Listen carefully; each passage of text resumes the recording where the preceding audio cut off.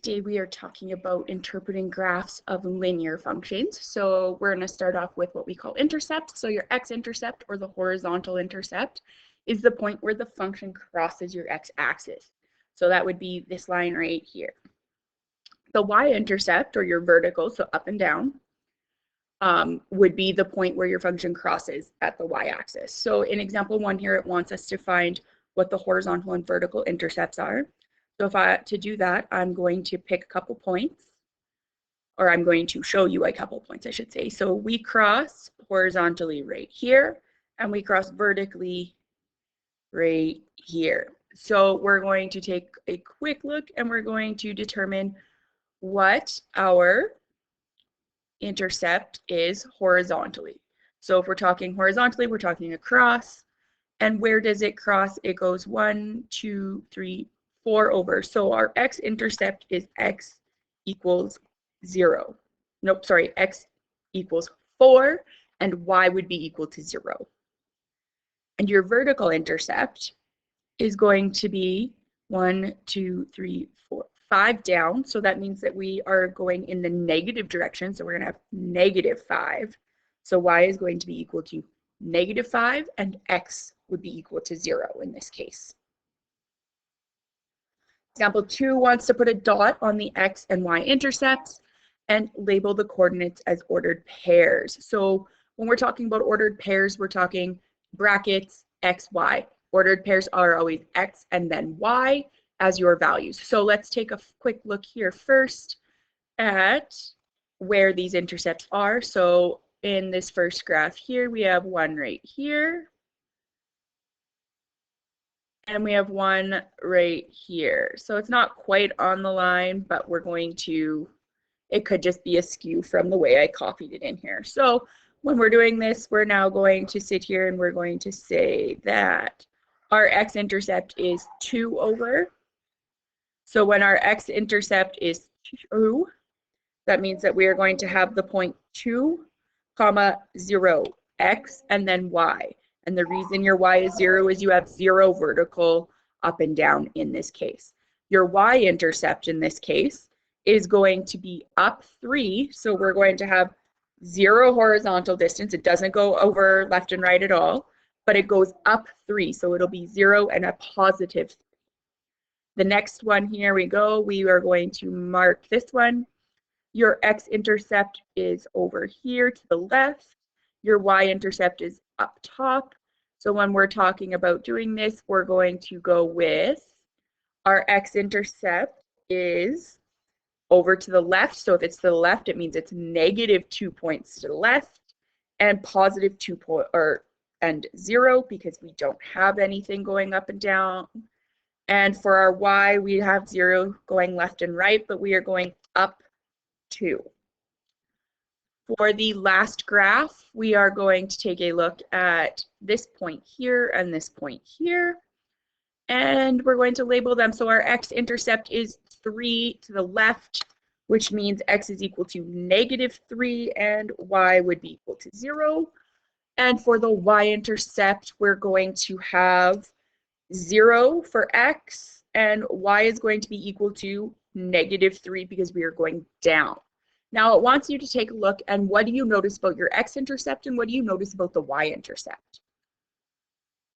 What you should notice is that for all your x-intercepts, your y values are 0, and that's because we're not going up and down. We're not going up and down in that case.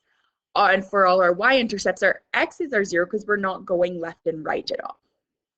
So when we talk about this, we're going to sit here and we're going to take a look at it, and we're going to notice the following. X-intercept, the y value is 0. So to find an x-intercept, you always set y equal to 0. Y-intercept, x value is 0. So you always find your y-intercept by setting x equal to 0. So now we're going to solve for intercepts. So like previously said, x-intercept, we're going to set y equal to 0. So in this case, we have 0 is equal to 4x plus 2. We have to even it out, so we're going to subtract 2 from each side. That leaves us with -2 equals 4x. We will then now need to get x by itself. To do that, we're going to divide because we're multiplying. We always do the opposite, divide both sides. If I divide both sides, I get -1/2 or -0.5 is equal to x. So my point of intercept would be -1/2 and 0. My y-intercept would be, when we find our y, we set x equal to 0, so we now have y is equal to 4 times 0 plus 2. 4 times 0 is 0, so 0 plus 2 gives us y is equal to 2. And now that we know that, we have the point 0 and 2. Now we are looking at the following function. So f of x is equal to -2x plus 7. So when we're finding an intercept, we're finding f of 0. So f of 0 is equal to -2x plus 7. We're going to take that 0 there. We're going to move the f of 0, doesn't really mean a whole lot other than it's 0. So we're going to move the 7 over by subtracting it, and then we're going to divide by 2. Now, or by -2, I should say, because the 2 is a negative number. When I'm dividing two negatives, I do get a positive number. So I went with 3.5. You can put 3 1/2 if you want it as a fraction. Either is fine. And we're left with the point 3.5 and 0. The y-intercept is going to be f of x is equal to -2x 2 times 0 plus 7, and we're just going to solve that to get f of x is equal to 7.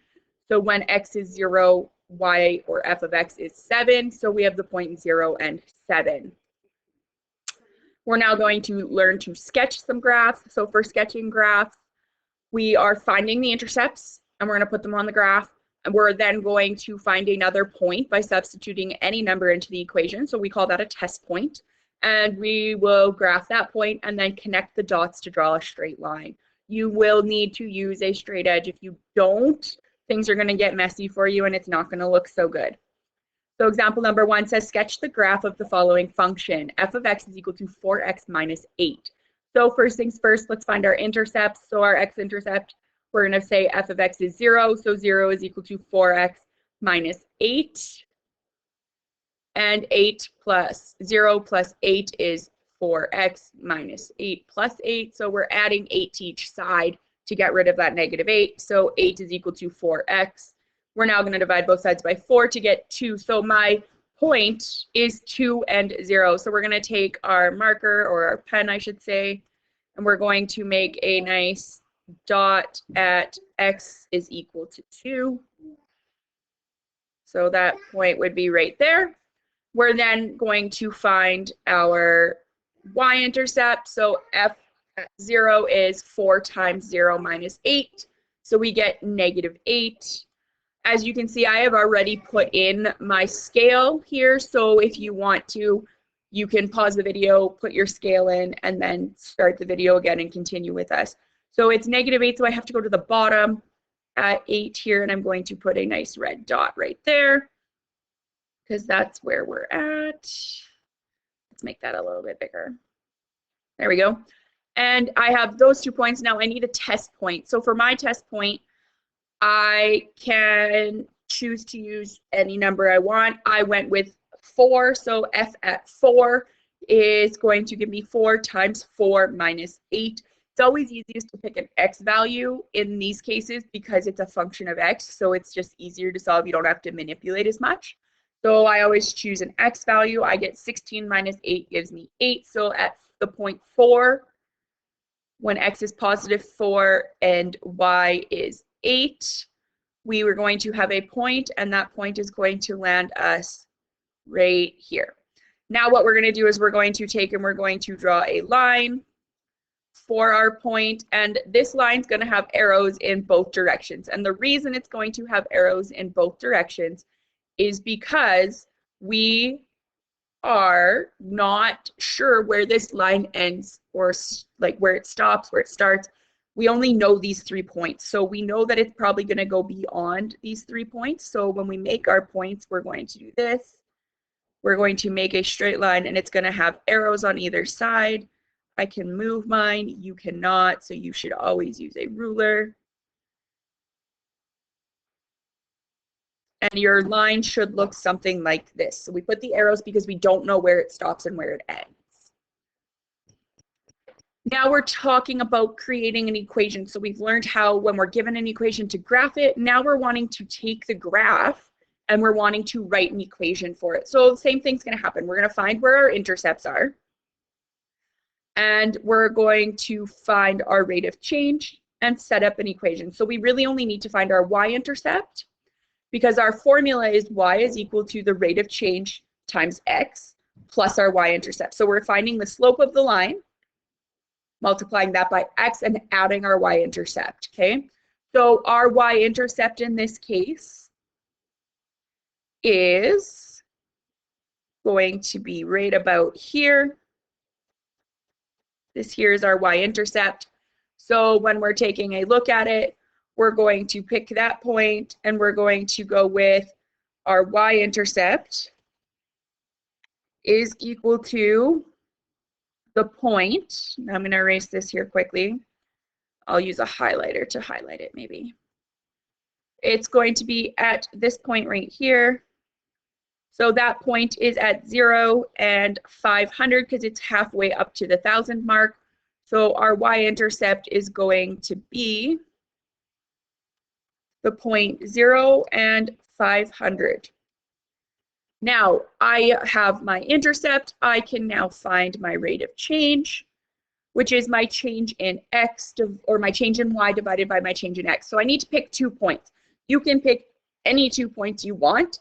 A lot of times I like to use points that include a 0 because it makes our life really easy. You don't have to, but it does make life easier.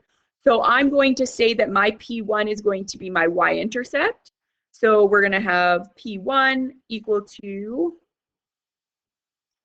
so P1, so my first point is going to be 0 and 500.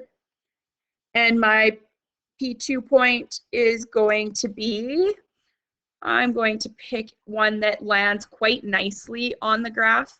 We don't want ones that are kind of wonky and funky out there. So we're always going to pick ones that land really nicely. All of these tend to do that. So I'm going to pick this one right here. And that point is the point of 100 and 2,500. So we have the point 100 and 2,500. So now that we have that point, we can go through and we can find our rate of change. So we're always going to take our values for our y2 minus y1. So y2 comes from the P2 point because it's the second point on the graph going left to right. So I'm going to wind up taking 2,500, and I'm going to subtract 500 from it.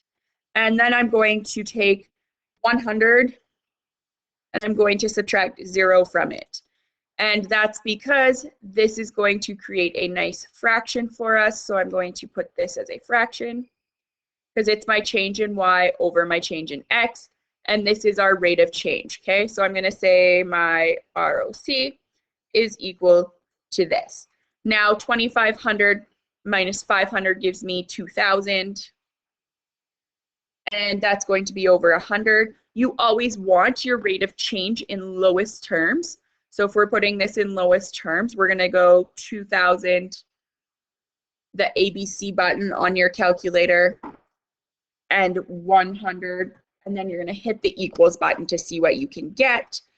I already know that this is going to take me to just a straight number. It's not going to have a fraction, but you should get 20. So now that I know that, I'm going to put it over here. We're going to say my rate of change, so my ROC is equal to 20. Now that I have that, I can write an equation for this line. So I'm going to just move this up here. And my equation is now going to become the following. So we're going to write it as y is equal to, so y equals my rate of change, which was 20, the variable of x, and then we're going to add in our y-intercept point, which was 500.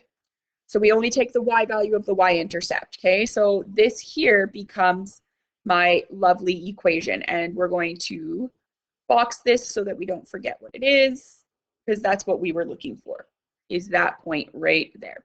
Now we can use this equation to figure out part B, where it says how much would it cost for 75 yearbooks. because 75 yearbooks isn't a direct line on our graph, it becomes really tough. We know that we could go halfway between, but halfway between, we're still kind of guessing as to where that's going to fall. So if you're given a graph and it's part of your graph, you can do that, or you can sub it right into your equation where I can go y is equal to 20 times 75, because x represents the number of yearbooks, plus 500. So I'm going to go 20, and I'm going to multiply that by 75, and I'm going to get 1,500. So I now have y is equal to 1,500 plus 500. So I know that y is equal to 2,000. So it's going to cost us $2,000 for 75 yearbooks. Now it wants to know how many books did you get if you came to a bill of $4,600. So 4,600 isn't on this graph, so we have to use our formula. And using our formula means that we're going to go $4,600, substitute that in for y because it's the y value, is equal to 20 times x plus 500. Now the first step we're going to do is we're going to take the $4,600 and we're going to subtract 500, because we need what we do to one side, we have to do to the x, and in order to get rid of the plus 500 on the right hand side, we need to subtract it. So what we do to one side, we do to the other. So we should be left with $4,100 is equal to 20x. And now we're just going to take both sides and we're going to divide by 20. Okay, so we're going to divide both sides by 20. And we should wind up with the following. 4,100 divided by 20 gives me 205 equals x. So you would wind up buying 205 yearbooks for a cost of $4,600.